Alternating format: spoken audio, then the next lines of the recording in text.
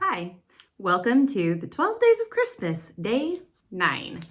So as a follow-up to yesterday's post about all the books that I read in 2023, I thought I would share a little bit about my reading goals for 2024 and kind of what's on the list. I'm not going to go through everything. There's a lot of books I don't even know and won't know for a while yet what I'll be reading, but my goal, just like last year, is another 45 books.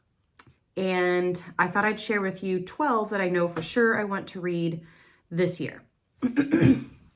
And the first 3 of them are books that I had already started in 2023, late into December, that I didn't have finished by the end of the year. So it's really kind of a finish up for those 3 books. And then the following 9 will be new ones that are on my list and should hopefully be available soon. So let's start with the book from my home library, Père Goriot, which is a Balzac novel, and it's the first one that I've ever read. It's the first French author that I've ever read, but I'm learning how to speak French, and I thought, why not get into the French literature genre? And an idea that I actually had while reading this was to dig out all of the old children's books that I have in the basement from when my boys were little. And actually, they might be at Michael's house now that I think about it, because I think he borrowed those for his son Gabriel.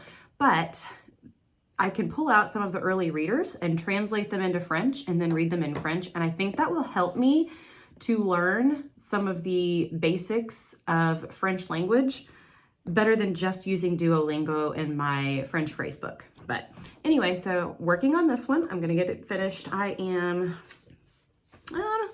it looks like honestly not too far from being halfway. So that's good. And then next, which actually I should say first, because I am going to finish this one first since it is a library checkout, but I started this one just a couple of days before Christmas, and it is Poverty by America by Matthew Desmond. And so, I mean, the title is kind of self-explanatory. It is about a history of poverty in America and kind of how the system is supported by the rich and the elites, and how there's kind of not necessarily a goal to solve poverty because of how many people are actually benefiting from those who are in poverty. And it is a very interesting read. There are a lot of statistics, a lot of data, a lot of information in here. It's not one of those books that's just kind of a passionate writing of opinions. It has a lot of very valuable information. I'm not super far into this one yet either, but I've already learned a lot, so I'm looking forward to finishing this. And then next up is Yellowface by R.F. Kuang. And I'm going to be completely honest, I have no idea. I have no idea what this one is about, because I remember seeing it probably on Instagram, possibly someone talking about it. And I was like, wow, I really want to read that. And so I put a hold on it and then kind of forgot about it. And since then, I don't remember. I'm sure by the looks of it, it probably is, whether it's a memoir or if it's just kind of about a history of Asians in America. The latter would probably be my guess. I really have been reading a lot about Black history, Asian history, women's history. I'm very interested in learning about a history of all different groups of people who have been oppressed and who have definitely not been the beneficiaries of a patriarchal America. And this is just another one of those books that I think I'm going to enjoy learning from. And now for the rest. I obviously don't have books in hand, so I'll put on the screen here a little kind of picture of the book cover. But the first one that I have, and it's one that I've had on hold for a while, and I think so did like half the world, but it's The Woman in Me by Britney Spears. And so I was never a big like boy band pop genre. Like when all of that was happening in the 90s, I was a punk rock girl. I was listening to 105.7 The Point out of St. Louis, alternative rock. Like that was kind of my jam. But of course, most of my girlfriends listen to that stuff, so I listened to it some too. But I wasn't like a fan. However, I do find Britney's story to be pretty intriguing, and I am curious to hear an inside perspective.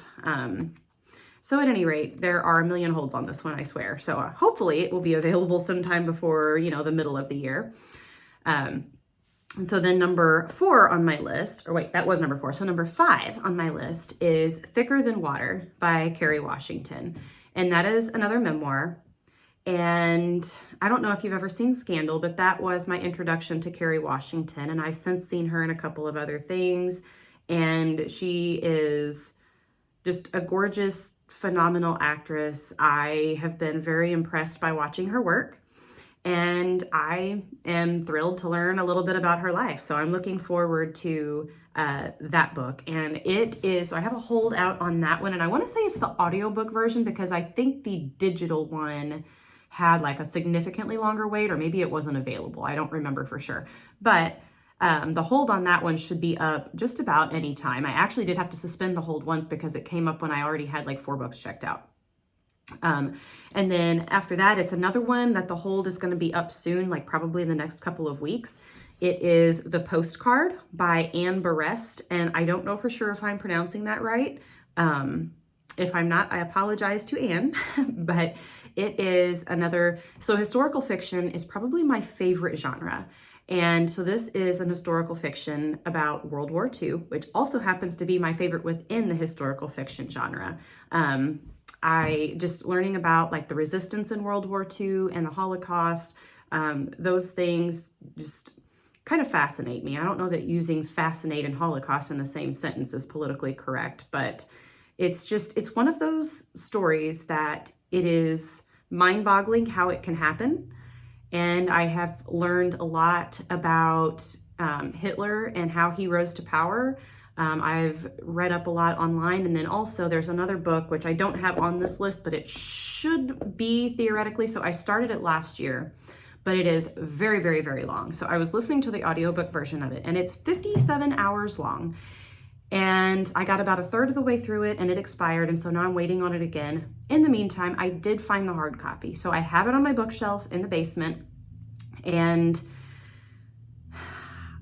I could pick it up and pick back up where I was and read a little bit here and there as I go, but I'm kind of waiting on the audiobook, I think, just because it is so long. It's nice to be able to take those long books and listen to them while I'm doing other things, because it's a lot of time to dedicate to sitting down and reading. And in the meantime, I can dedicate my reading time to the smaller books. Anyway, that book is The Rise and Fall of the Third Reich. And I'm learning a lot from it too, because I think it's just important to know history and how tragedies like the Holocaust are able to even happen, how humanity can turn that quickly on each other and allow atrocities like that. At any rate, The Postcard, it is a World War II historical fiction, and it is set in Paris, and that is about all I know about it. I feel bad talking about these books and then not being able to give you like a plot summary, but I just don't like to know before I read it what I'm getting into. Very, very minimal. I want to be surprised. I don't want to have it spoiled for me. So I don't even look up the full descriptions. So just keep that in mind as we go through the rest of this list. So next up is The Fury by Alex Michaelides. And so I'm not a murder mystery girl. Those aren't the ones that I usually am drawn to. But Alex Michaelides is an English author, and he was, let's see if I can remember this correctly. I'll look it up and let you know whether this is correct. But I believe he was either an English or a literature major for undergrad, and then he has master's, possibly even PhD in psychology. And so he writes murder mysteries, thrillers, whatever you want to call them, but he writes them from a psychological perspective. And the first book of his I read was The Maidens, and it was really good. And then so, of course, I had to read The Silent Patient next. I'm not really sure which one of those two I would say was my favorite of his, but they were both fantastic books. So The Fury just came out here recently, and that instantly went on my list. So that's one I'm hoping to be able to read this year. I have a hold on that one as well, I think, or do I yet? 'Cause I'm not even sure that one's out yet. I'll have to look. I think it... So I know he is coming to St. Louis on his book tour, and he's going to be in St. Louis in February. I assume that the book has been released. If not, it will be very soon for him to be touring a book in February. And with that, there are 2 books that are both coming out in February by 2 of my absolute favorite historical fiction authors. The first one is The Women by Kristen Hanna. And that one will be out February 6th. Again, I don't know what it's about. Since it's called The Women, I'm sure it's some sort of historical fiction involving women's history perhaps, but I don't know exactly what. And I look forward to being surprised by that one. And then there is The Phoenix Crown by Kate Quinn.